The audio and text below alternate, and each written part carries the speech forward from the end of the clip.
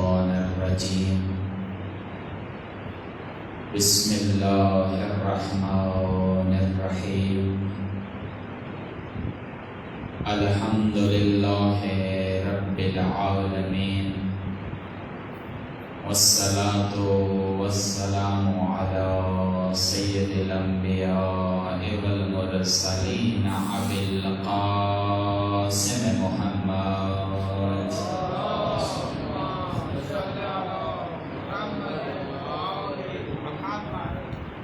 وآله الطيبين الطاهرين المعصومين. أما بعد فقد قال الرسول صلى الله عليه وآله وسلم إن لقتل الحسين حرارة في قلوب المؤمنين لا تبردوا ابدا. صلوات پڑھیے محمد و آل محمد کی ذات میں.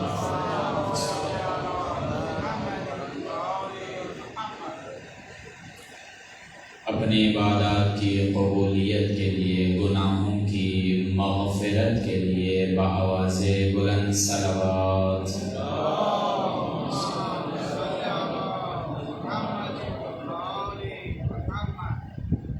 مجالس اعضاء کی قبولیت کے لیے بانیان و منتظمین کی اس زحمت کو اللہ کی بارگاہ میں قبول ہونے کے لیے بآواز بلند صلوات.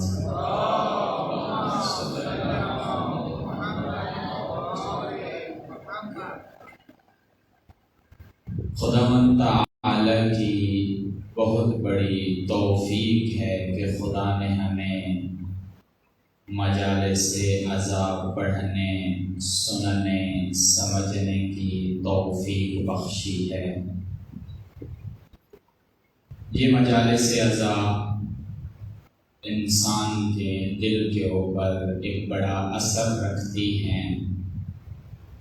ان مجالس کے ذریعے سے انسان ہدایت کے راستے کو طے کرتا ہے. یہ مجالس انسان کے دل کو نرم کر دیتی ہیں، اور جب انسان کا دل نرم ہو جائے تو یہ دل اللہ کی بارگاہ میں متوجہ ہو جاتا ہے. یہ دل حسین کی بارگاہ میں متوجہ ہو جاتا ہے، اور پھر اثر یہ ہے نرم دل کا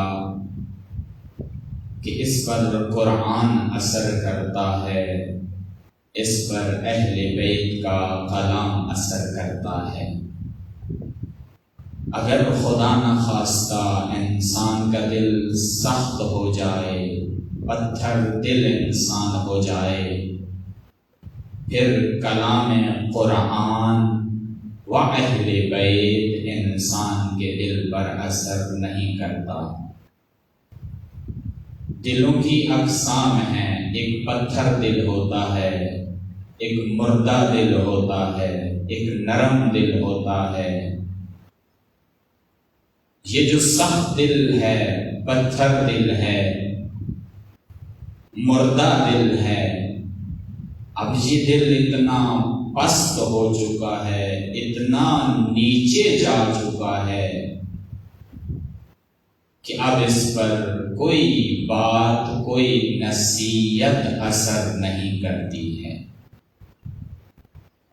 یہ دل کب انسان کا مردہ ہو جاتا ہے، کب انسان کا دل پست اور گھٹیا ہو جاتا ہے؟ پہلا کام کہ جب انسان اللہ کی بارگاہ میں نافرمانی کرتا ہے اور گناہ انجام دیتا ہے، اس گناہ کا پہلا اثر یہ ہے کہ یہ دل مردہ ہونا شروع ہو جائے گا، یہ دل پست ہونا شروع ہو جائے گا، یہ دل پتھر بننا شروع ہو جائے گا. اب اس پر کلام خدا اثر نہیں کرے گا. یہ مجالس اعضاء انسان کے لیے بہت بڑی توفیق ہے کہ اگر کسی انسان کا دل پتھر ہو چکا ہے، مردہ ہو چکا ہے، پست ہو چکا ہے، گناہوں میں ڈوب گیا ہے، آؤ مجلس حسین میں درس حسین حاصل کرو، حسین پر گریا کرو، حسین پر آنسو بہاؤ، حسین کے کربلا کے پیغام کو سمجھو۔ اس کا سب سے بڑا اثر یہ ہے کہ یہ دل نرم ہو جائے،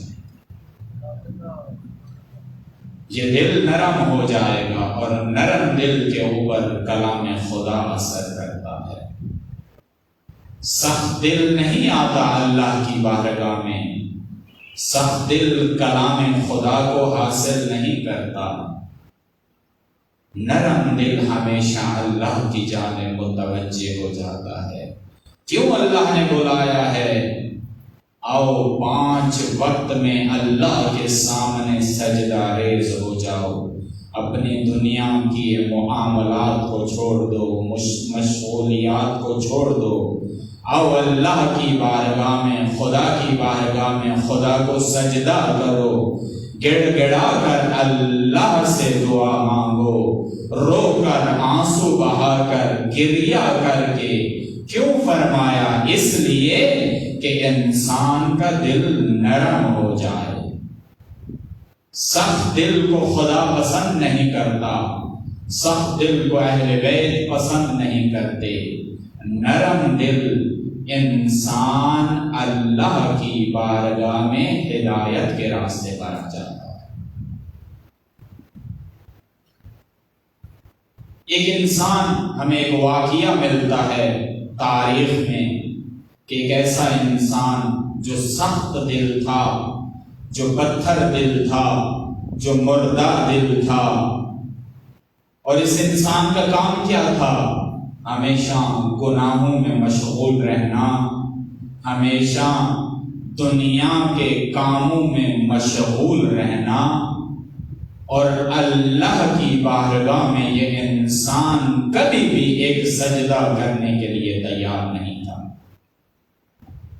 یہ انسان معاملات دنیا میں اتنا مشغول ہوا، اور پھر اگر اس انسان کی ہم تاریخ پڑھیں تو تاریخ نے لکھا ہے کہ یہ انسان گناہوں میں اتنا آگے بڑھ گیا کہ اب اس نے چوری اور ڈکیتی شروع کر دی، اور اپنے آپ کو تیار کیا کہ اب میں رزق جو کماؤں گا، جو کچھ میں حاصل کروں گا، وہ لوٹنے کے ذریعے سے اور چوری کے ذریعے سے حاصل کروں گا۔ اس شخص کا نام فضیل ابن عیاض ہے، تاریخ میں بہت بڑا نام ہے۔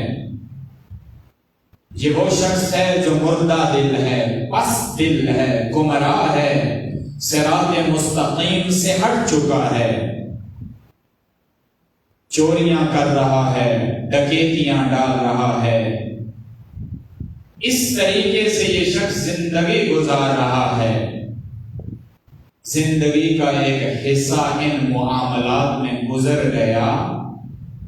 ایک دن اس شخص نے چوری کا ارادہ کیا، ڈکیتی کا ارادہ کیا کہ آج فلاں گھر میں نے ڈکیتی کرنی ہے، میں نے چوری کرنی ہے، فلاں گھر میں نے ڈاکہ ڈالنا ہے۔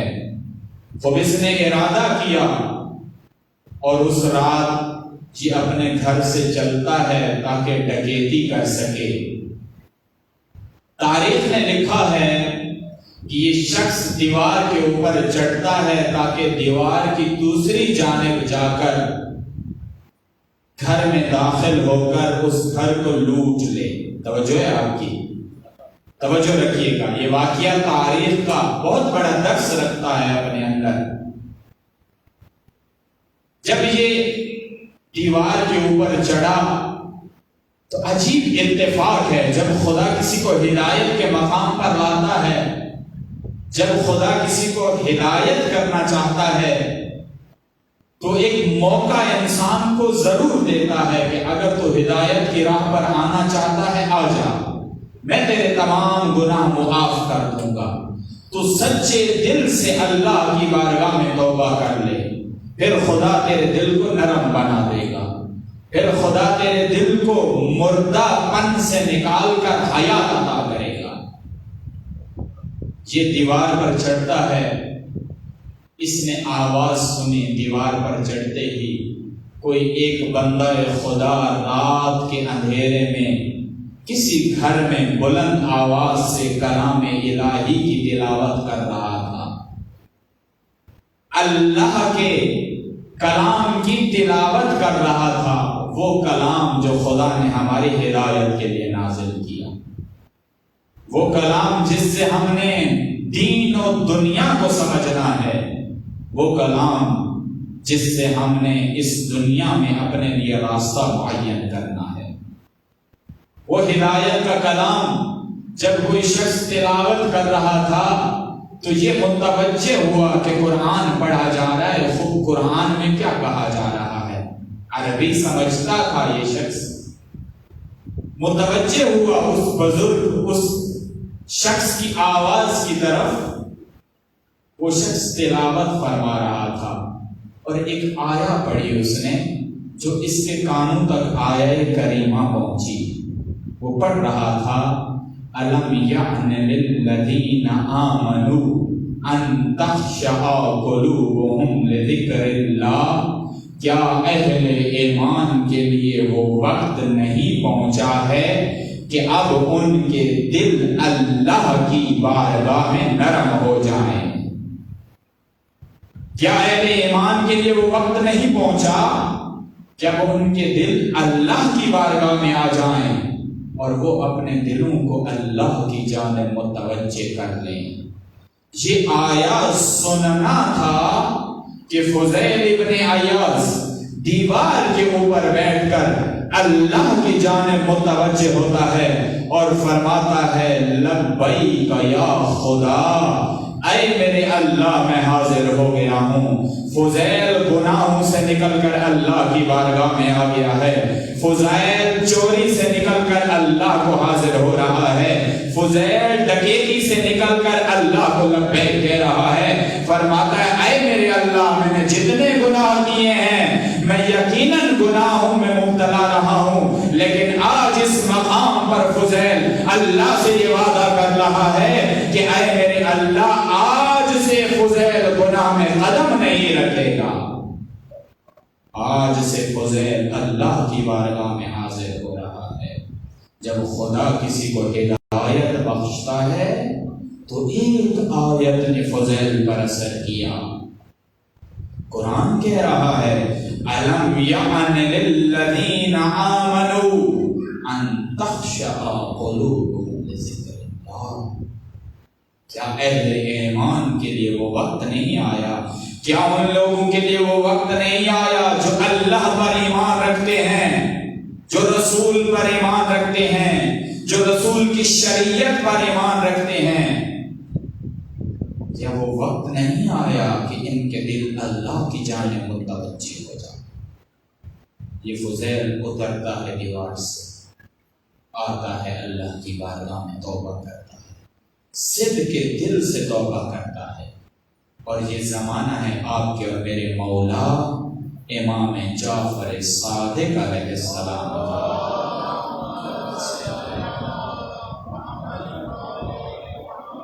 یہ شخص امام کی بارگاہ میں حاضر ہوتا ہے، حاضر ہونے کے بعد توبہ کرتا ہے، اے امام، کیا مجھے اللہ معاف فرما دے گا؟ کیا میں معافی کا طالب ہوں؟ میں معافی مل جائے گی؟ میں گناہ کرتا رہا ہوں، میں گناہوں میں ڈوبا رہا ہوں، کیا مجھے معافی مل جائے گی؟ جو شخص بھی اللہ کی بارگاہ میں صدق کے دل سے توبہ کر لے، صدق کے دل سے توبہ کر لے، صدق کے دل کی توبہ کا معنی یہ ہوتا ہے کہ جو گناہ کرتا رہا ہے اب پختہ ارادہ کر لے کہ دوبارہ گناہ نہیں کروں گا۔ ایسا نہ ہو کہ گزشتہ گناہ کی توبہ اور پھر اگلے دن گناہ، پھر گزشتہ گناہ کی توبہ، پھر گناہوں میں مبتلا۔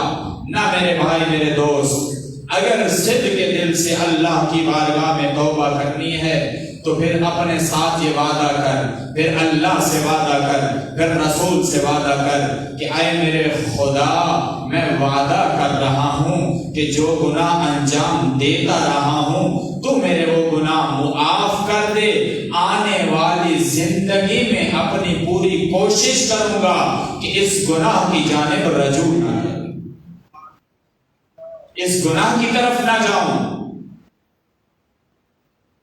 یہ شخص امام کی بارگاہ میں آتا ہے، معافی مانگتا ہے، اللہ سے معافی مانگتا ہے، خدا نے اس شخص کو معاف کیا۔ پھر کیا ہوا آگے دیکھیے، یہ شخص امام کا صحابی کہلایا، اور آج آپ کا مکتب تشیع کے اندر فضیل بن عیاض سے جو ہمیں روایات و احادیث ملتی ہیں، امام نے ایسے مطالب فضیل بن عیاض کو عطا فرمائے ہیں جو آج عام انسان کو سمجھ بھی نہیں آتے، وہ عظیم مطالب جو امام نے اپنے کسی صحابی کو عطا نہیں کیے، عظیم مطالب امام نے ان کو عطا کر دی۔ ایک روایت جناب فضیل بن عیاض سے آپ کی خدمت میں نقل کرتا ہوں، صلوات پڑھ لیجیے محمد و آلہ۔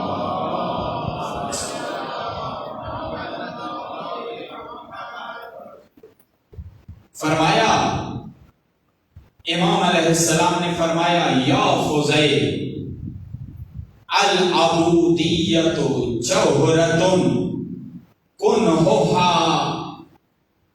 الربوبیہ۔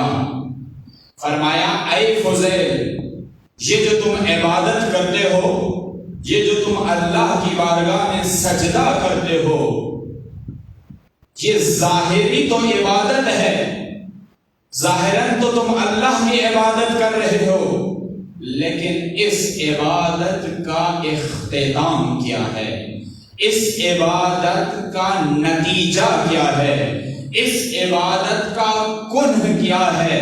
مولا نے فرمایا فضیل، یہ ظاہری تو عبادت ہے لیکن اس عبادت کا انجام ربوبیت ہے، ربوبیت ہے۔ توجہ کیجیے گا، بات سمجھ آسانی سے نہیں آئے گی، بات مشکل ہے، فضیل کی روایت مشکل ہے، اس کو سمجھنا ہوگا۔ ربوبیت کا کیا معنی ہوتا ہے؟ ربوبیت کا نعوذ باللہ یہ معنی نہیں ہے کہ جو بھی عبادت کرے گا وہ رب بن جائے گا، نہ، نعوذ باللہ، جو بھی عبادت کرے گا وہ خدا کے مرتبے پر پہنچ جائے گا، ایسا نہیں ہے۔ جیسے کچھ لوگوں کا یہ تصور ہے اور غلط بیانی کر لیتے ہیں، دین شناسی اگر انسان میں نہ ہو تو وہ ممکن ہے کسی ہستی کو اللہ کے مقام تک لے جائے، نہ، خدا کے مقام تک کوئی نہیں جا سکتا، کوئی نہیں پہنچ سکتا، رسول اللہ کے مقام تک کوئی نہیں پہنچ سکتا۔ ہر ہستی کا اپنا مقام ہے، لیکن کسی ہستی کو اس کے مقام سے بلند نہیں کرنا، مقام سے نہیں بڑھانا، اور ان کے مقام سے گرانا بھی نہیں ہے۔ فرمایا فضیل، یہ عبادت، ظاہری حرکات، یہ سجدہ، یہ رکوع، یہ اللہ کی بارگاہ میں روزہ رکھنا، یہ حج کرنا، یہ ظاہراً تو عبادت ہے، لیکن اس عبادت کا کنہ کیا ہے؟ اس عبادت کا اختتام کیا ہے؟ اس عبادت کا اختتام ہے ربوبیت۔ ربوبیت کا کیا معنی ہوتا ہے؟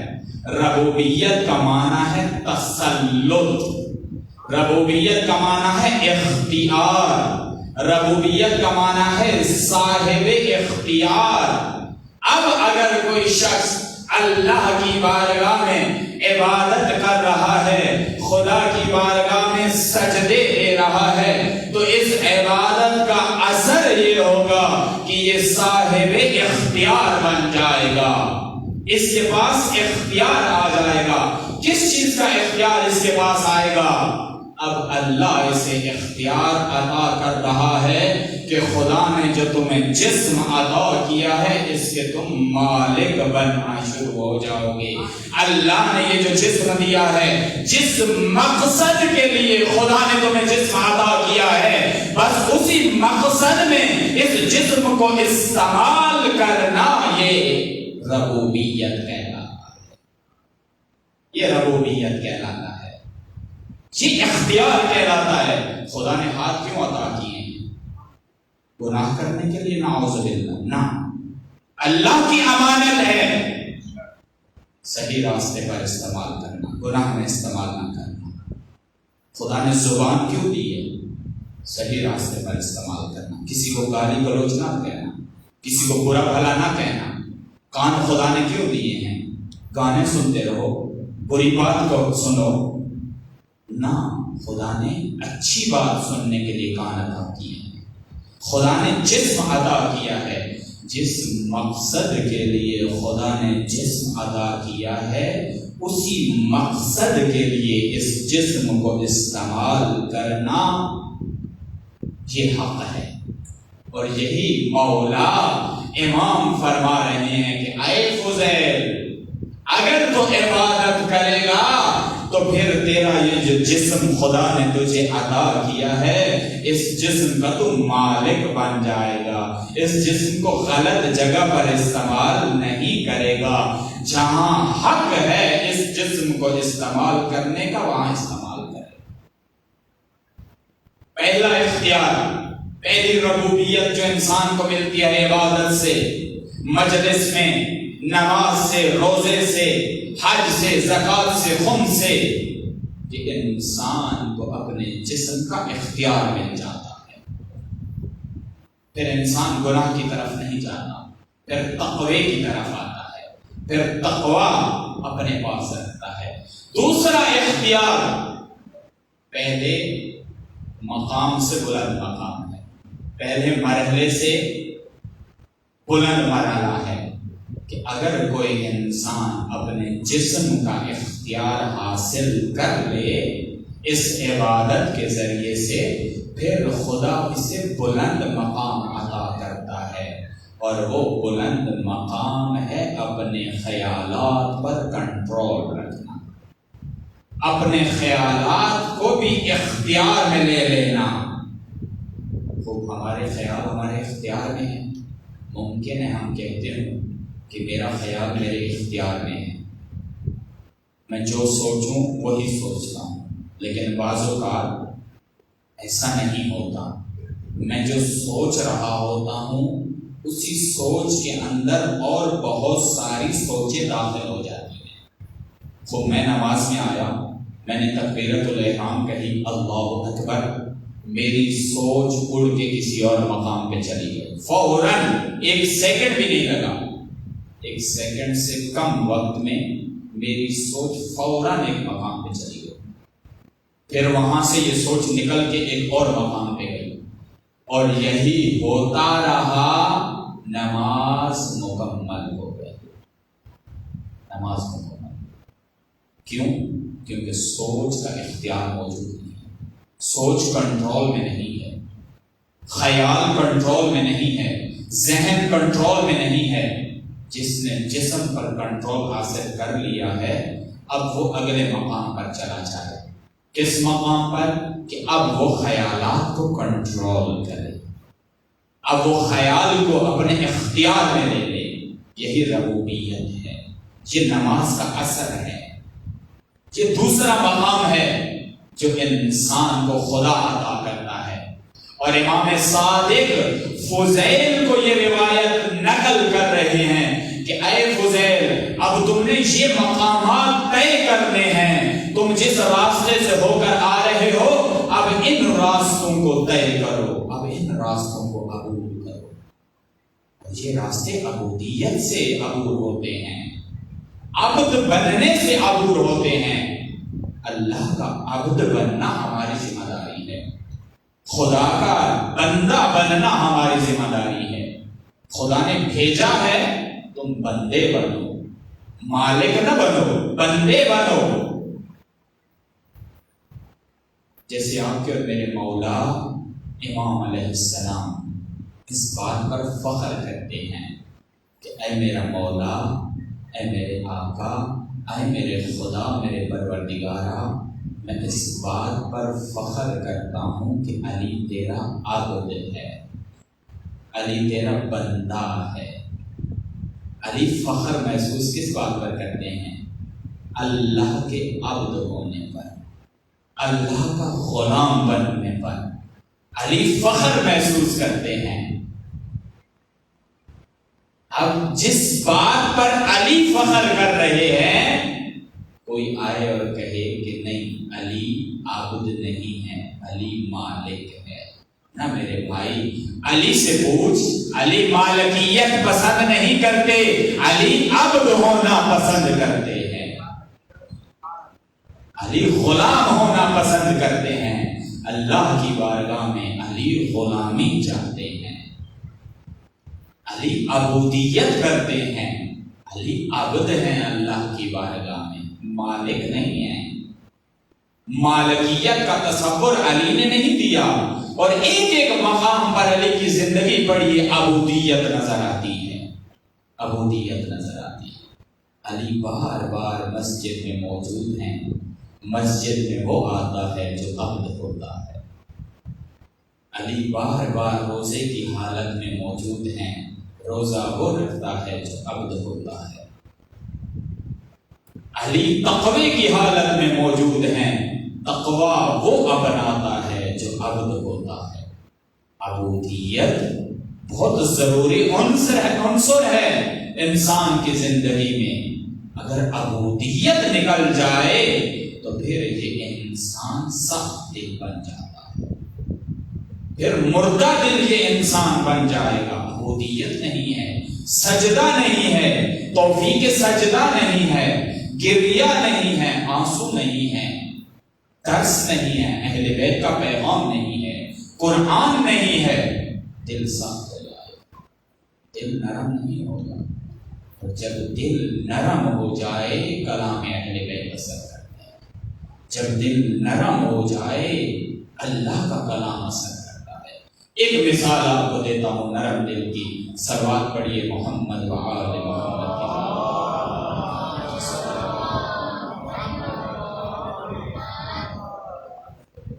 مولا امام علی علیہ السلام کا زمانہ ہے، مولا بار بار کوفیوں کو خطبے دے رہے ہیں، منبر کوفہ پر آ کر اپنی امت کو سمجھا رہے ہیں، خطبے دے رہے ہیں، نہج البلاغہ بھری ہوئی ہے، مطالعہ کرنا چاہیے، سمجھنی چاہیے۔ نہج البلاغہ میرے اور آپ کے مولا کا کلام ہے، توجہ ہونی چاہیے انسان کی نہج البلاغہ کی جانب۔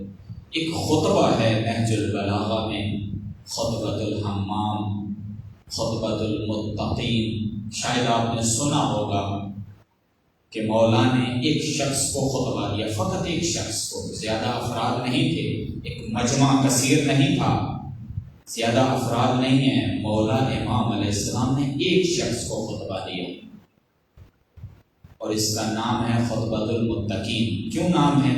یہ شخص آتا ہے مولا کی بارگاہ میں اور آ کر کہتا ہے مولا مجھے متقیوں کی صفات بتائیے۔ متقی کسے کہتے ہیں؟ متقی کسے کہتے ہیں؟ متقی کی صفات بتائیے۔ توجہ ہے آپ کی؟ مولا نے فرمایا کہ خوب، اگر تم متقیوں کی صفات چاہتے ہو تو میں تمہیں بتاتا ہوں۔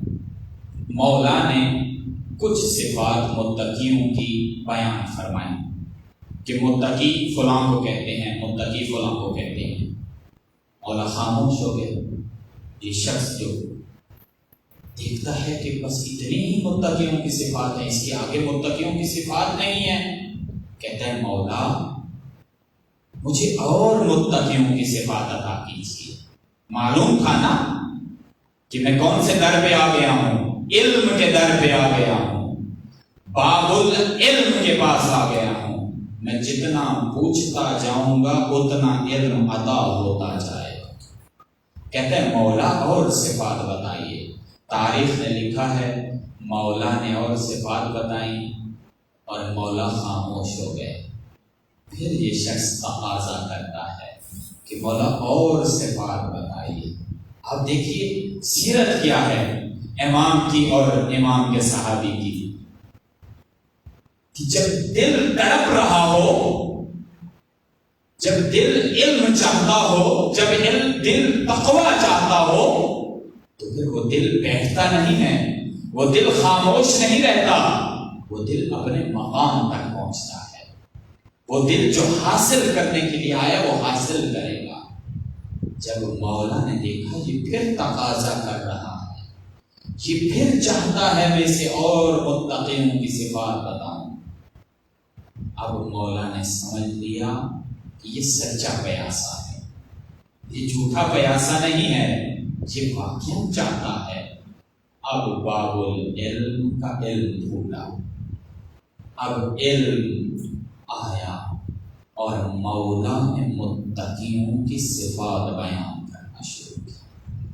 عجیب تاریخ نے لکھا ہے، نہج البلاغہ گواہ ہے کہ مولا متقیوں کی صفات بیان کرتے رہے اور یہ شخص وہ صفات سنتا رہا۔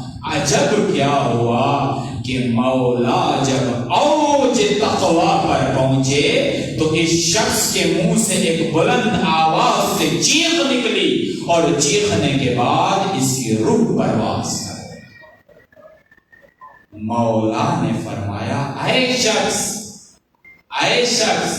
تو نے میرا خطبہ سننے کا حق ادا کر دیا، جیسے علی کا خطبہ سننا چاہیے تھا تو نے ویسا ہی علی کا خطبہ سنا، تو نے ویسے ہی علی کے کلام کو سمجھا۔ اگر کوئی علی کے کلام کو سمجھ کر مر جائے تو حق ادا کر رہا ہے علی کے کلام کو سننے۔ یہ کب ہوتا ہے؟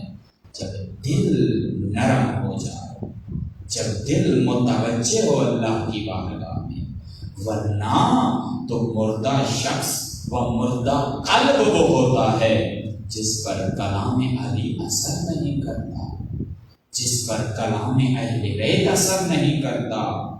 اگر دل تیار ہو جائے، اگر دل سننے کے لیے تیار ہو جائے، عمل کرنے کے لیے تیار ہو جائے، یہ دل اس مقام تک پہنچ جاتا ہے جہاں اہل بیت لے کر جانا چاہتے ہیں، جس مقام تک ہمیں لے کر جانا چاہتے ہیں۔ اب کیا فرمایا رسول کا، کیا فرمانا ہے؟ ابھی میں نے حدیث پڑھی ہے، رسول اللہ فرماتے ہیں اِنَّا لِقَتْلِ الْحُسَيْنِ حَرَارَةً فِي قُلُوبِ الْمُؤْمِنِينَ لا تبرد ابدا، کہ بے شک جو حسین کا قتل ہے، جو حسین کی شہادت ہے، یہ مومنین کے دلوں میں حرارت پیدا کر دے گی، اور یہ ایسی حرارت ہوگی جو قیامت تک ٹھنڈی نہیں ہوگی۔ اب رسول نے فرما دیا کہ قتل حسین کا اثر یہ ہے کہ دل میں حرارت آ جائے گی۔ مومنین کرام، جوانان، بزرگان، رسول کا فرمایا ہوا فرمان سچ ہے، حق ہے کہ رسول نے فرما دیا حسین کا قتل تیرے دل میں حرارت پیدا کرے گا، ٹھنڈا نہیں کرے گا دل کو۔ کبھی حسین کو تڑپنے والا، حسین سے درس لینے والا، حسین کے مقصد کو سمجھنے والا، حسین پر آنسو بہانے والا یہ نہیں کہے گا کہ آج میں نے حسین کا درس لے لیا ہے، خوب میرا دل مطمئن ہو گیا ہے، میرا دل ٹھنڈا ہو گیا ہے۔ نہ میرے بھائی، اگر تو نے حسین کو سمجھا ہے، اگر مقصد کربلا کو سمجھا ہے، تو پھر رسول فرما رہے ہیں قتل حسین کا اثر یہ ہے کہ اب تمہارا دل تڑپ جائے گا، اب تمہارا دل حرارت میں آ جائے گا۔ جو حسین کرتے رہیں گے تم اس راہ پر چل پڑو، جو حسین نے کیا وہ اصحاب حسین نے کیا، اس راہ پر قدم رکھو گے۔ حرارتاً فی قلوب المؤمنین، مومنوں کے دلوں میں حرارت پیدا ہو جائے گی، یہ دل ٹھنڈے نہیں ہوں گے۔ اگر کوئی دلوں کو ٹھنڈا کر رہا ہے تو اسے سوچنا چاہیے کہ رسول فرماتے ہیں یہ دل گرما جائیں، ان دلوں میں گرمی پیدا کرو، گرماہٹ پیدا کرو۔ اور جب کسی دل میں حرارت و گرمی پیدا ہو جائے، کون سی گرمی؟ دین شناسی کی گرمی، دین کو سمجھنے کی گرمی. کون سی گرماہٹ؟ کربلا کی گرماہٹ، اصحاب کربلا کی گرماہٹ. اس مقصد کو سمجھنے کی گرمی اس دل میں پیدا ہو جائے تو پھر قیامت تک یہ حرارت ٹھنڈی نہیں ہوتی. تڑپ جاتا ہے یہ دل. اور آج دیکھیں دنیا میں نظر دوڑائیں، جو دل تڑپے ہیں حسین کی یاد میں، وہ حسین کی کربلا کے بعد آج انہوں نے کربلا برپا کرنا شروع کر دیا. آج انہوں نے کربلا انجام دینا شروع کر دی ہے. کیوں؟ کیونکہ حسین وہ ہستی ہیں جو کسی کو بیٹھنے کی اجازت نہیں دیتی. حسین وہ ہستی ہیں جو فرماتی ہیں حل من ناصر ینصرنا، حل من ذاب یصد عن حرم رسول اللہ. کوئی ہے جو حسین کی نصرت کرے، کوئی ہے جو حسین کا ناصر بن کر آئے، کوئی ہے جو حسین کی مدد کرے. جب بھی کوئی حسین کا ناصر بن کر آتا ہے تو رسول کا یہ فرمان حق ثابت ہوتا ہے کہ کسی کے دل میں اگر حرارت پیدا ہو جائے تو فقط وہی ہے جو حسین کے استغاثے پر لبیک کہہ رہا ہے کہ اے میرے مولا و آقا، تو نے جو استغاثہ دیا تھا حل من ناصر ینصرنا، میرے دل میں گرماہٹ پیدا ہو گئی ہے، میرے دل میں حرارت پیدا ہو گئی ہے، اب میں آ گیا ہوں تجھے لبیک کہہ رہا ہوں. ان الدائی ابن الدائی قد رکضنی بین اثنتین بین الذلۃ والذلہ وہیہات من ذلہ. مولا فرماتے ہیں کربلا کے میدان میں کہ اس نابکار کے نابکار بیٹے نے مجھے دو راہ پر لا کر کھڑا کر دیا ہے. ایک زندگی کا راستہ ہے، ایک موت کا راستہ ہے. زندگی کا راستہ کون سا ہے؟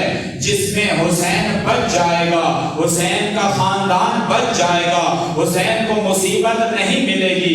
لیکن موت کا راستہ کون سا ہے؟ موت کا راستہ تلوار کا راستہ ہے، موت کا راستہ فدا ہونے کا راستہ ہے، موت کا راستہ گلے کو قربان کرنے کا راستہ ہے، موت کا راستہ عزت کا راستہ ہے. اور مولا فرمانے ہیہات من ذلہ، حسین وہ ہستی ہے جو کبھی ذلت کو قبول نہیں کرتی، جو کبھی ذلت کے پیچھے نہیں چلتی. حسین عزت کے امام ہیں، حسین شرف انسانیت کے امام ہیں. حسین ذلت کو قبول کرنے کا نام نہیں ہے، حسین عزت کا نام ہے. اور جس کے دل میں حرارت پیدا ہو جائے وہ دل کبھی ذلت کو قبول نہیں کرتا. وہ حسین کے پیغام کو سمجھ کر اس پیغام پر چلنے کی کوشش کرتا.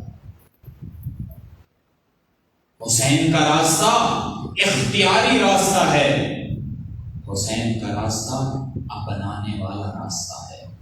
حسین کا راستہ مجبوری کا راستہ نہیں ہے کہ حسین مجبور ہیں، حسین تنہا ہیں. علماء نے لکھا ہے اگر امام حسین علیہ السلام تنہا بھی ہوتے، تنہائی کے عالم میں بھی حسین کربلا برپا کرتے، حسین کربلا کو نہ چھوڑتے. کیوں؟ کیونکہ حسین کے سامنے یزید موجود تھا، اور حسین اس ہستی کا نام ہے جو کسی یزید کو برداشت نہیں کرتی. حسین کا راستہ آگاہی کا راستہ ہے، اختیاری راستہ ہے. حسین کا راستہ عزت کا راستہ ہے. حسین مجبوری کا نام نہیں ہے. حسین تنہا ہیں لیکن اختیار رکھتے ہیں، راستے پر چلنے کا اختیار رکھتے ہیں.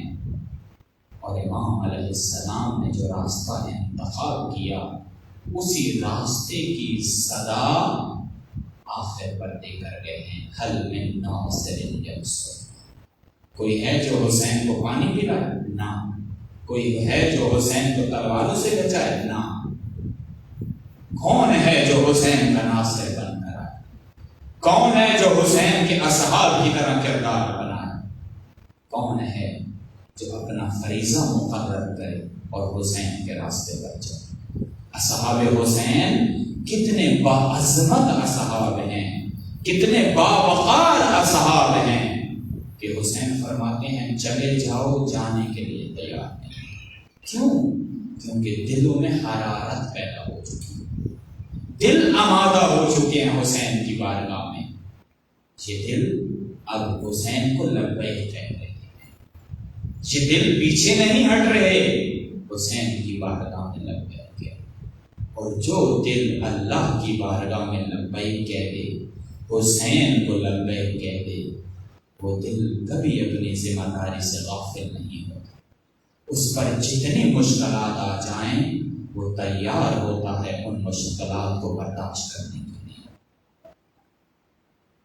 یہ مقام ہے حسینیت کا، یہ درس ہے حسین کا کہ ان دلوں کو تیار کرو، ان دلوں کو آمادہ کرو۔ ان مجالس حسین سے بھی یہی درس ہے کہ انسان کا دل اس مجلس سے نرم ہو جائے، آمادہ ہو جائے، اور پھر جب آمادہ ہو جائے گا یہ دل کبھی گناہ کے قریب نہیں جائے گا۔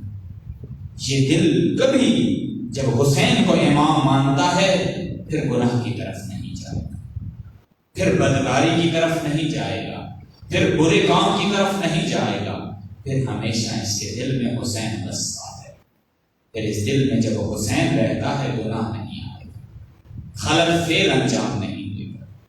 اور حسین یہی چاہتے تھے کہ تم میرے راستے پر آ جاؤ، تم مجھے لبیک کہہ دو، پھر تمہاری دنیا بھی کامیاب ہے، تمہاری آخرت بھی کامیاب ہو جائے۔ آپ دیکھیں کربلا میں یہ عظیم ہیں اصحاب، اتنی مصیبتیں ہیں کربلا کی کہ یہ مصیبتیں حسین نے دکھا دی تھی، بتا دیا تھا امام نے کہ یہ مصیبتیں تمہارے اوپر آئیں گی، پھر بھی لبیک کہہ رہی ہیں، چھوڑ کر نہیں جا رہے۔ فرماتے ہیں لبیک یا حسین، اے حسین حاضر ہیں، حسین آپ کو چھوڑ کر نہیں جائیں گے، جو فریضہ ہمارے اوپر ہے ہم حاضر ہیں۔ اتنی مصیبتیں ہیں کربلا کی کہ انسان کا دل یہ مصیبتیں سن کر رونا شروع ہو جاتا ہے، گریہ کرنا شروع ہو جاتا ہے۔ اور جب انسان کربلا کی مصیبتوں پر گریہ کرتا ہے تو پھر یقین کر لیے انسان کہ یہ وہ پہلا سفر ہے، انسان کا دل نرم ہونا شروع ہوتا ہے۔ یہ وہ پہلا قدم ہے جب انسان کا دل اللہ کی بارگاہ کی جانب متوجہ ہو۔ یہ رونا کیوں ضروری ہے؟ تاکہ دل نرم ہو جائے۔ یہ مصیبتیں پڑھنا، سننا، گریہ کرنا کیوں ضروری ہے؟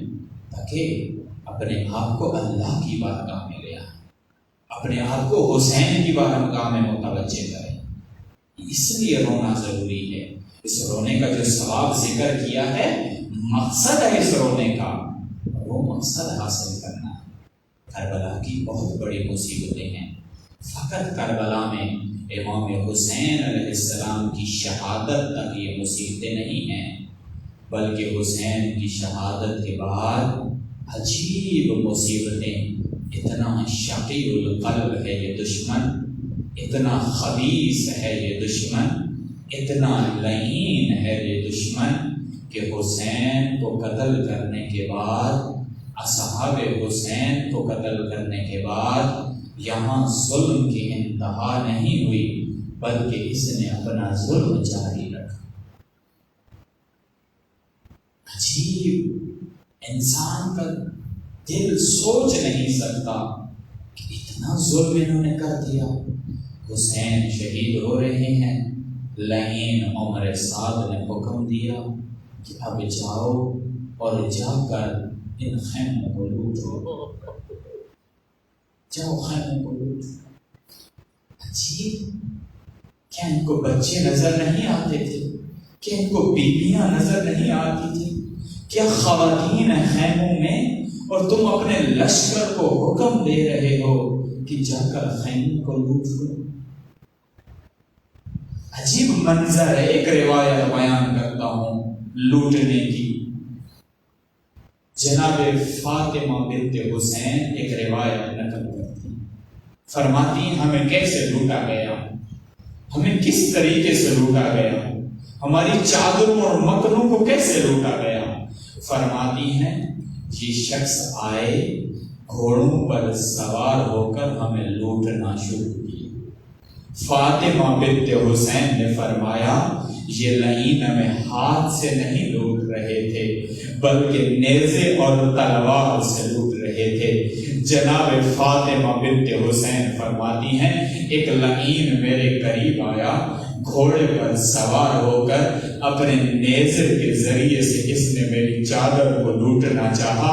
جب یہ میری چادر کو لوٹ رہا تھا میں نے کہا کہ تو نہ لوٹ، کیوں میری چادر کو لوٹنا چاہتا ہے؟ میں نے اپنی چادر کو مضبوطی سے تھاما، میں نے دیکھا یہ شخص رو بھی رہا ہے اور لوٹ بھی رہا ہے۔ میں نے سوال کیا اے شخص تو روتا بھی ہے اور لوٹتا بھی ہے، تو روتا کیوں ہے؟ کہتا ہے میں جانتا ہوں تم آل رسول ہو اس لیے آنسو بہا رہا ہوں۔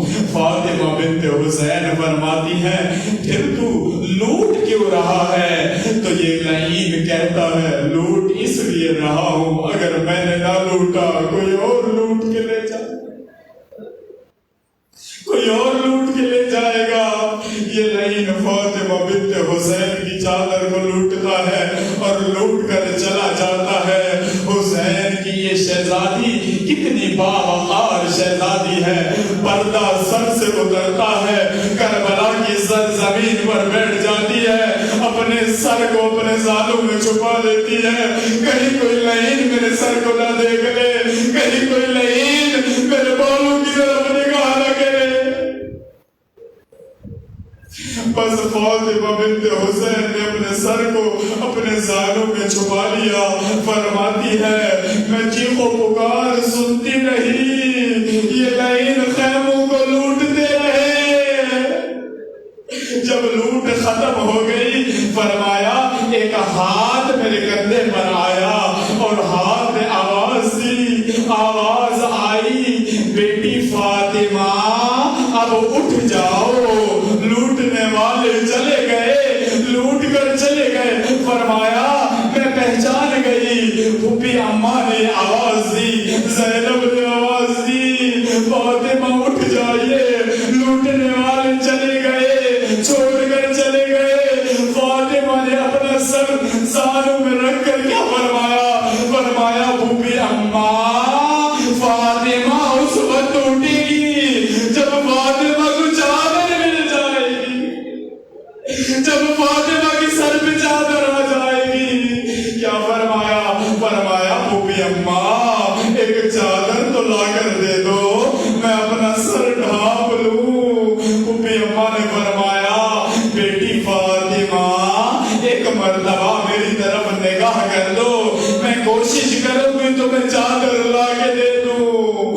بس یہ روایت اس طریقے سے ہے کہ فاطمہ نے اپنے سر کو ہاتھوں سے چھپا کر جب نگاہ کی زینب کی جانب کہ وہ ہاتھ جو فاطمہ کے سر پہ تھے انہیں ہاتھوں سے پیٹنا شروع کیا۔